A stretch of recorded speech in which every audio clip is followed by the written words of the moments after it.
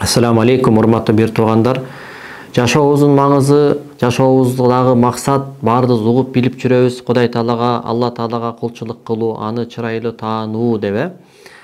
Анан ошол ибадаттын чучугу бул дуа экен. Дуанын маанисин, сырын билбесек, анда биздин ибадатыбыз кандай болот? Ошондуктан дуада өтө маанилүү бир шарттар, сырлар бар экен. Аны билбеген мусулман ошол дуа кылып атып дагы Кудай Таалага бир жаман күмөнгө түшүп, мен дуамды Кудайым кабыл кылган жок деген өңдүү бир шайтан азырыгына да кабылып калуусу мүмкүн. Ошондуктан бүгүнкү сабак өтө бир маанилүү сабак деп билем. Кулаңыздарга күмүш сырга Мухаммад Саид Рамазан Бути улуу бир аалымдын берген түшүндүрмөсү, залкар аалым, тарбиячы Ибну Атоила Сакандари деген оолуялардын устазына таандык китептен 6-чы хикмат. Бисмилlah, alhamdulillah, salatu wassalamu ala rasulih Muhammad wa ala alihi wa sahbihi ajma'in. La yakun amadu ta'akhuril ata'i mal ilhaqi fi du'ai mujiban li ya'sik fa huwa dhamina laka al-istijaba fima yakhtaruhu lak. La fima takhtaruhu li nafsik wa fil waqti alladhi yurid la fil waqti alladhi turid. Көгөрүп, көшөрүп Кудайга дуа кылсаң дагы Кудайдын берүүсү кечигип жатканы сенин үмүтүңдү үзүп койбосун. Аллах сенин дуаңды кабыл кылууну кепилдигине алган. Бирок кандайча? Сен өзүңдүн нафсиңе тандаган көрүнүштө эмес, Аллах сен үчүн тандаган көрүнүштө. Сен каалаган убакытта эмес, өзү каалаган убакытта. Кудай алдында кичинекей балдан эч бир айырмабыз жок да. Кичинекей бала аңгина болуп тамагы ириңдеп шишип атат, мороженое жейин деп ыйлап атса, ата-энеси ошол жерден баламдын сураганын берейин деп мороженое алып берип койсо, тура болобу? Тура болбойт да. Ата-эненин мейримдүүлүгүнөн, ата-эненин даанышмандуулугунан кабар берет да, тескерисинче алты мороженое алып бербей койгончу. Анысы гана жаш баладан бетер тамагыбыз ириңдеп шишип атса дагы Кудай алдында мороженое жейм, ey Алла, мага мороженое бер деп сурагандер боло берет экенбиз. Анан Алла Таала бербей койсо, Кудай менин дуамды кабыл кылбай койду дегендей бир даттанууга барат экенбиз. Бул хикмат өзүнөн мурда хикматтын бир уландысы десек дагы болот. Буга чейинки хикматта ошол ишиңди кылгындагы анан Кудай Таалага тапшыргын деп үйрөттү эле. Мына мен Кудай Таала менден талап кылган нерсени кылдым, дүйнөлүк иштеримди эми Алла Тааланын убадасын, Алла Тааланын кепилдигине тапшырдым, мен дуа кылдым, көшөрүп, көгөрүп дуа кылдым. Ушул күнгө чейин мен дуамдын кабыл кылганы жок Кудай Таала. Мен Кудай Тааланын убадасына ишенген болчумун. Көпкө чейин, ушул күнгө чейин талап кылган муктаждыгымды Кудайым аткарат, тилегимди кабыл кылды деп күтүп келгенмин деген адамга Ибн Атоила ушундай бир адамдын, көмүскөдөгү бир адамдын ушундай бир суроосуна, же болбосо бир бүдөмүк бир оюна жооп берип айтып жатат. Көгөрүп, көшөрүп дуа кылууң менен биргеликте Аллахтын берүүсүн кечигип жаткандыгы сенин үмүтүңдү үзүп койбосун. Аллах сенин дуаңды кабыл кылам деп кепилдигине алган. Өзү каалаган нерседе, сен каалаган нерседе эмес, өзү каалаган убакытта, сен каалаган убакытта эмес дейт. Эң биринчи биз дуа деген эмне? Ошонун маанисин, маңызын сурайлычы дейт. Анткени көптөгөн адамдарга дуа анан талап бар, экөө чаташып келет. Дуа менен талаптын ортосунда өтө чоң бир айырма бар дейт. Талап деген эмне? Талап деген талап кылуучунун сөзүнүн бир сыпаты. Мисалы, сөзүндө сыпаттары болот да, мисалы, илептүү сүйлөм болот, суроолуу сүйлөм болот, буйрук сүйлөм болот дегендей, ошол ушуну мага берип турчу, ушул бир талабым бар эле, ошону аткарып берчи дегендей, талап кылуучунун сөзүнүн сыпаты бул талап деген. Дуа болсо, бул руханий бир хал, руханий абал. Ошол талап кылуучунун жан дүйнөсүн камтыган. Ошол талап кылуучунун жан дүйнөсүн ошол руханий хал басканда, анан жанакы талап деген нерсе дуага айланып кетет. Кантип? Ошол руханий абал деген ошол себептүү талап дуага айланат. Руханий абал бул эки нерсе менен ишке ашат. Эң биринчиси жүрөк ойго болуш керек, сезимдер ойго болуш керек. Жүрөк жана сезим инкисар, Кудай алдында өзүн бир күнөөкөр сезип, Кудай алдында мен өтө бир чабалмын, өтө кемчиликтүүмүн, Кудай алдында өзүн бир төмөн сезүү менен биргеликте Кудай Таалага жүрөктүн жана сезимдердин жүздөнүүсү. Эгерде жүрөк ойго болбосо, сезимдер ошол тилдеги талап кылып жаткан, сурап жаткан нерсе менен кошо айкалышпаса, жаттап алгансың да, тилиң башка, сезимдериң башка жерде эмес да. Анан ошондой бир өзүн төмөн алып, өзүн чабалдыгын, кемчилигин билип, Кудай алдында ушундай бир бүжүрөйүп, ушундай бир абалда сезимдер, жүрөк тил менен айкалыш керек да. Анан мындай болбостон тек гана тил жаттап алган сөздөрү бар, автоматтык түрдө аны айта берет. Анан баягы үрп адатка жараша эки алаканды созуп коет. Мисалы бир кыркылыкка барсаң же бир ашка барып калсаң, мисалы үрп адат болуп калган эмнеге кыркылыгын бериш керек, ашын бериш керек деп, баягы үрп адат эл көтөрсө кошо колун көтөрүп коет. Эл оми десе кошун кол бетин коет мисалчы. Бирок ал жерде руханий абал жок.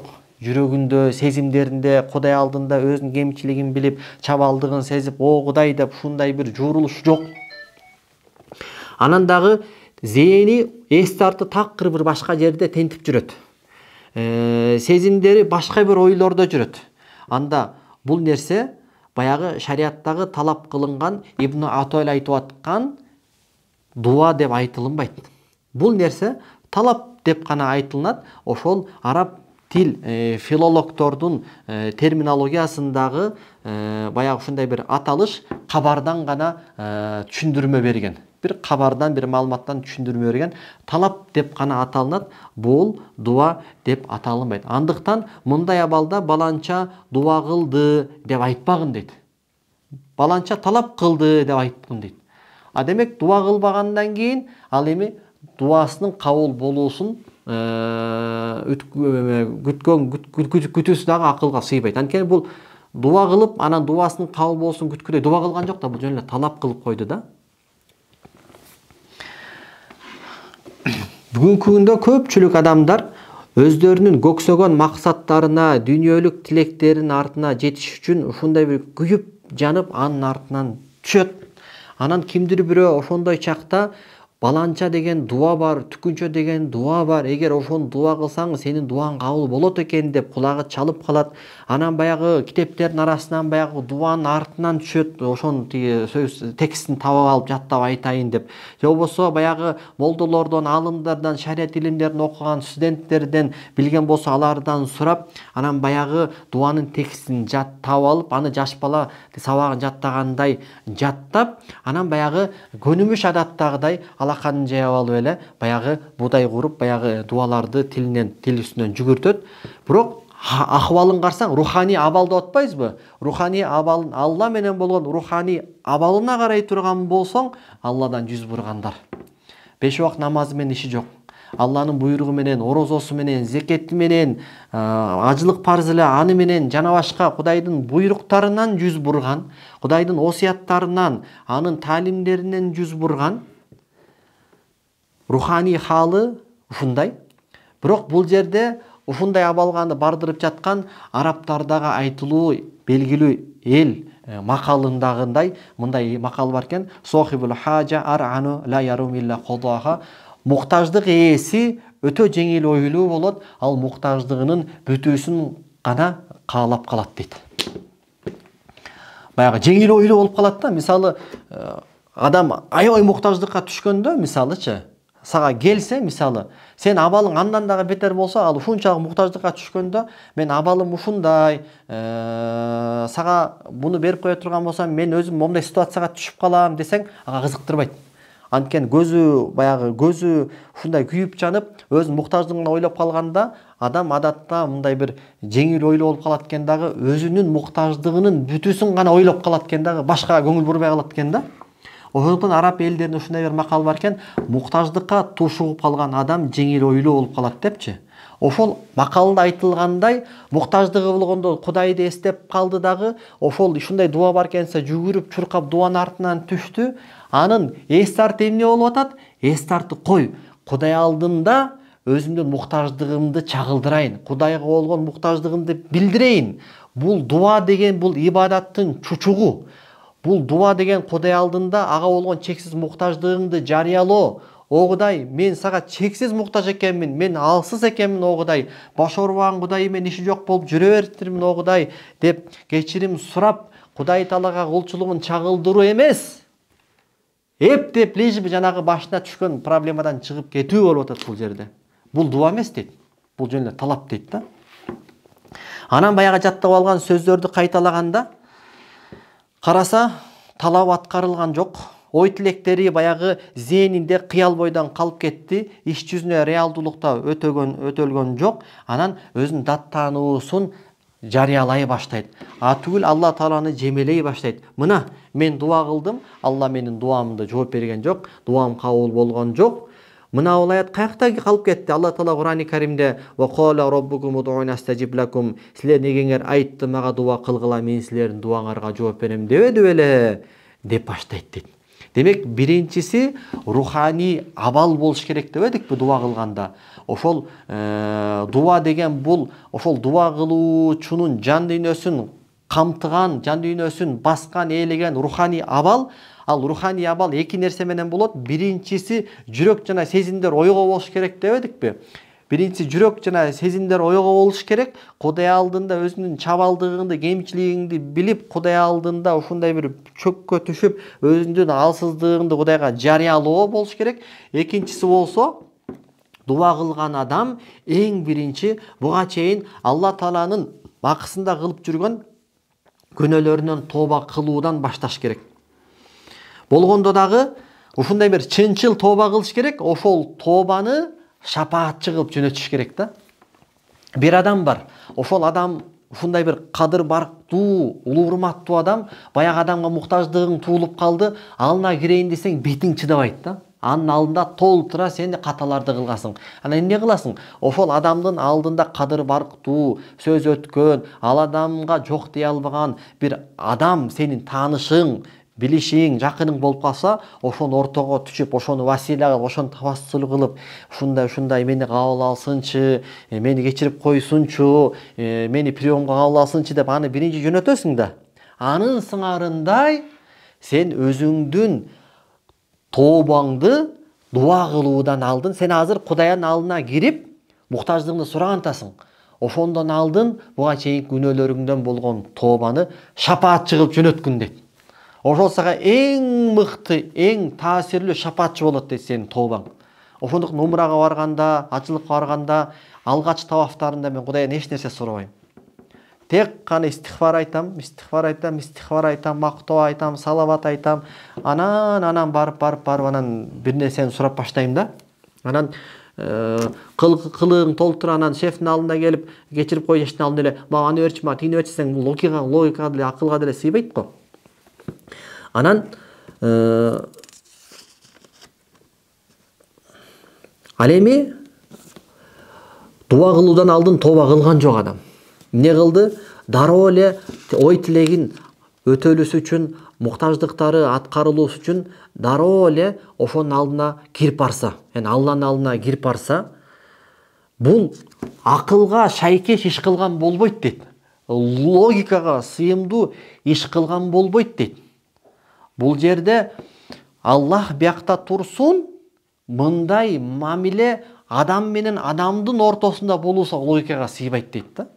Аллах биякта турсун дейт. Адамдын адам менен болгон мамилесинде биринчи үзүр сурап, кечирим айтып, анан муктаждыгын айтат дейт. Анан дароо эле барып эле менин муктаждыгым мындай, аны бер, муну берсең, эми элестет дейт. Алла Таалага улуу мисал болсун, бир адам ушундай бир кадыр барктуу, ушундай бир даражалуу, бир башкармачылыкка жаман мамиле кылып алды. Бир убакыт сааты келип, муктаждыгы туулуп калды. Ошол адамга кириш керек болуп калды. Анан баягы адамга кирип, кечирим сурап, актанып, мен сизге жаман мамиле кылып койдум эле, кечирип коюңуз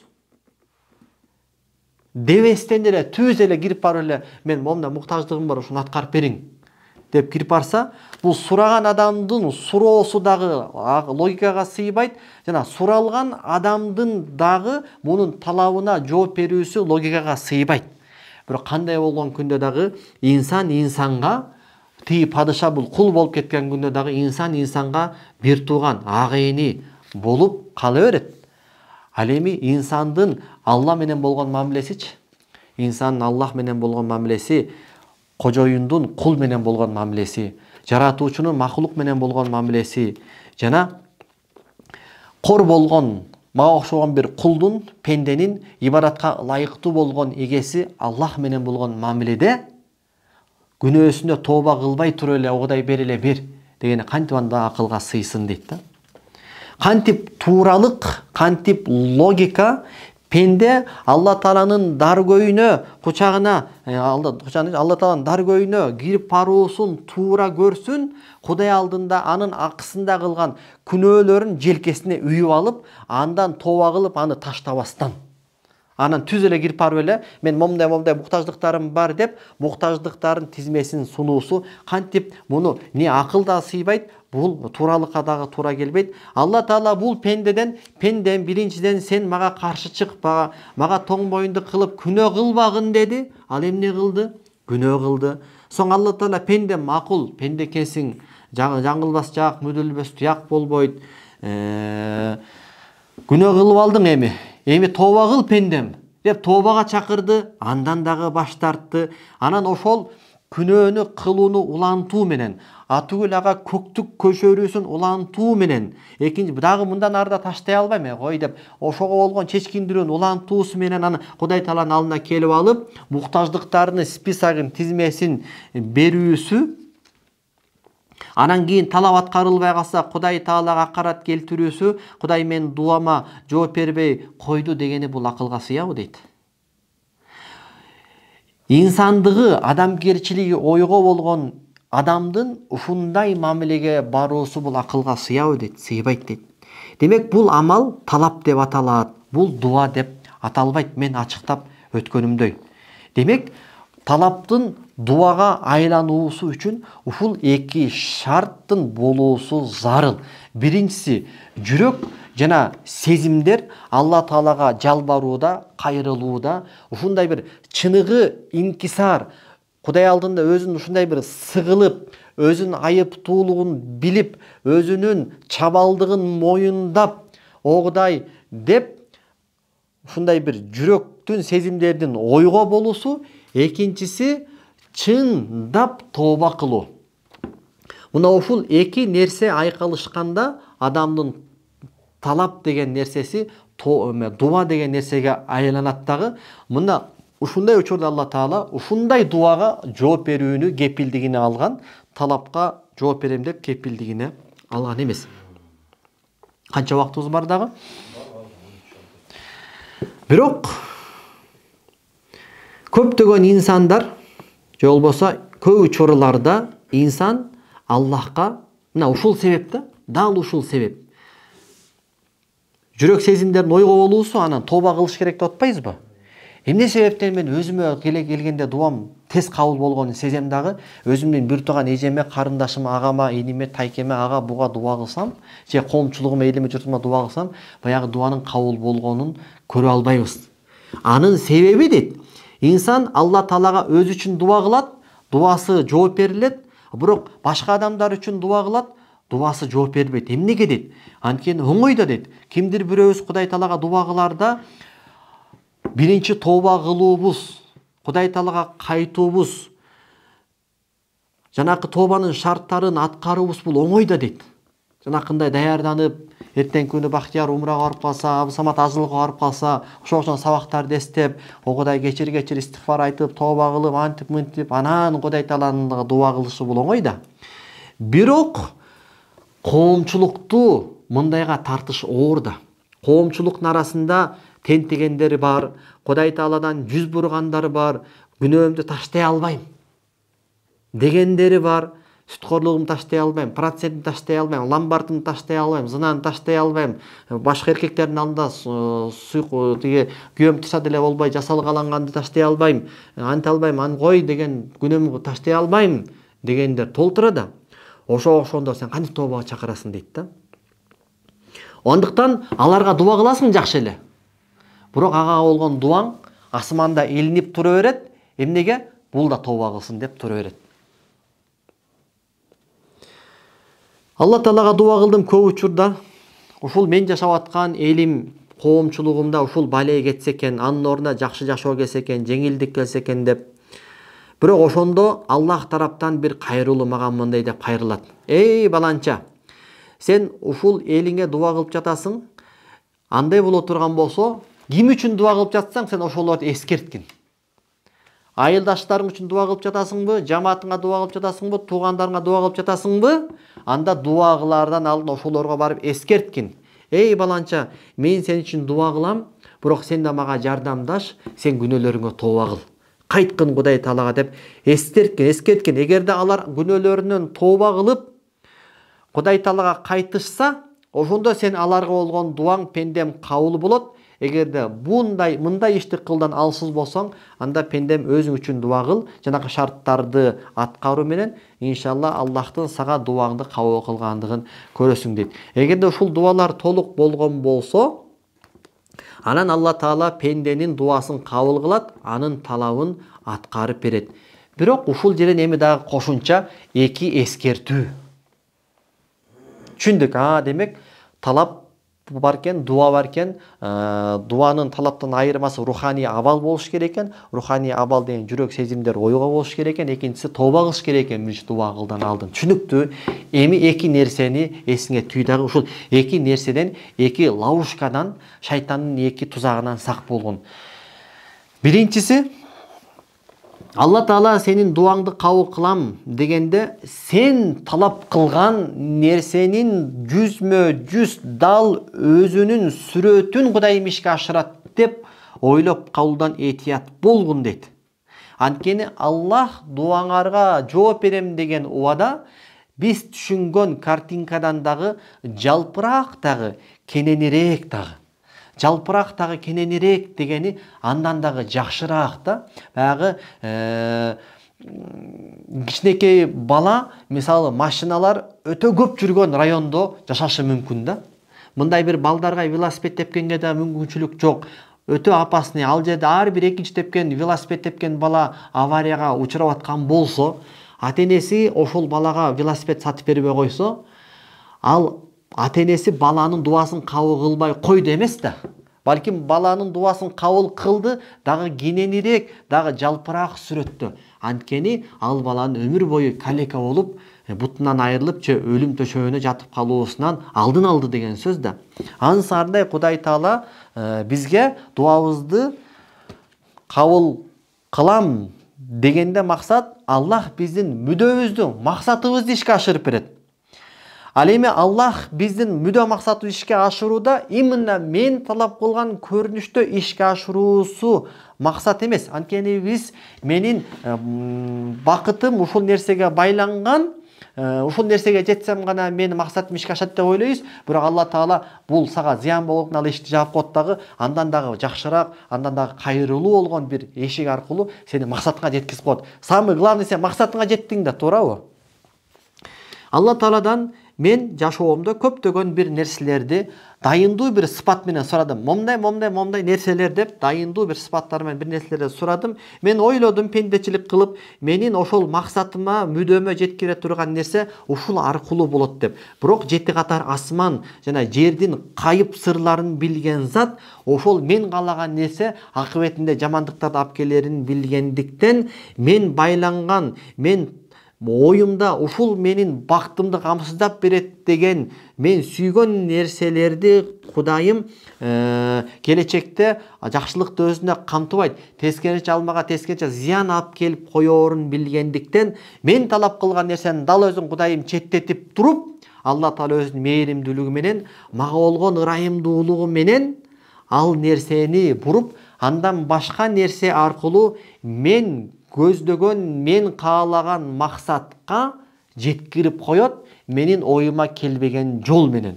Мисалы, Саид Нурси рахимахулла айтат, кимдир бирөө мага уул бер я Алла, мен тукумумду ууласын деп эркек сураса, ага Мариямга окшогон кыз берип коет дейт.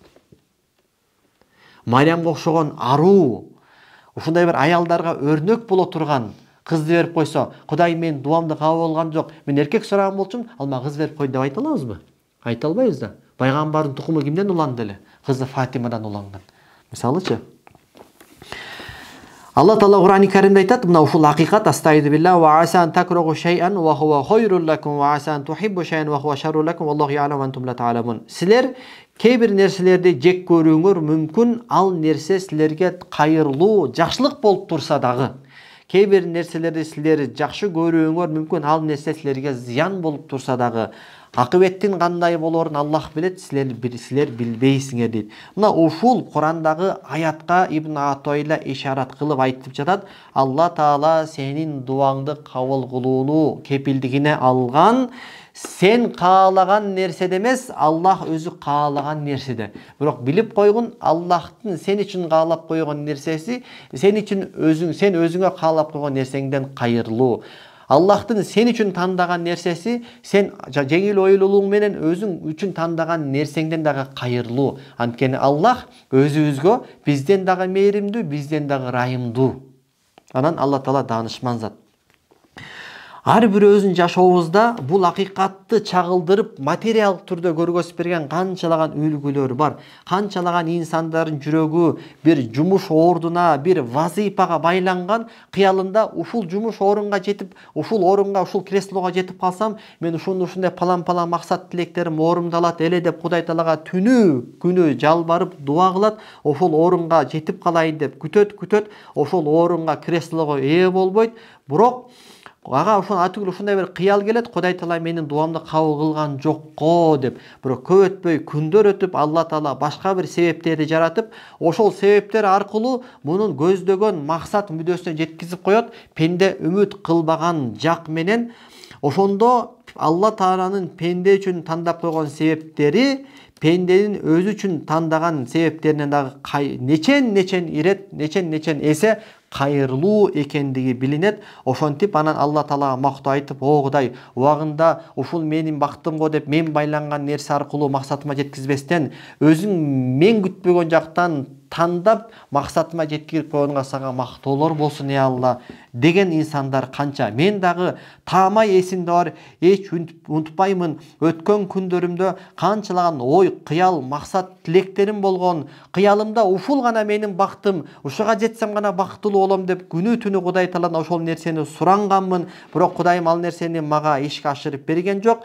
Анан шайтан мага болгон Кудай Таалага жаман күмөн ой лаушкасына кириптир кылуусунан алдын Кудай Таала ал максаттарымды андан дагы кайырлуу жакшы нерселерге алмаштырып берди. Алла Таалага мактоо айтып, о Кудай, убагында жаштык кылып мен талап кылган нерсенин өзүн эмес, өзүң тандаган нерсени мага насип кылып койгонуңа шүгүр деп Алла Таалага жашоомдо канча рет мактоо шүгүрлөрдү келтирген күндөрүм болду. Ойлоп көрсөм, ошол жаштык кылып сураган нерселериме жеткенимде ал нерсе мени көптөгөн бир жамандыктарга түртүп коймок экен. Бул пенденин Аллах Тааланын пендесине болгон ушундай бир таң калыштуу, улуу, ажайып мээримдүүлүгү дейт. Пендеси жаш баладан бетер өзүнүн надандыгы менен сырты жалтырак, ичи кылтырак болгон бир нерсеге жаш баладай болуп жармашып, о Кудай, ушул эле ушул деп алганда Кудай Таала,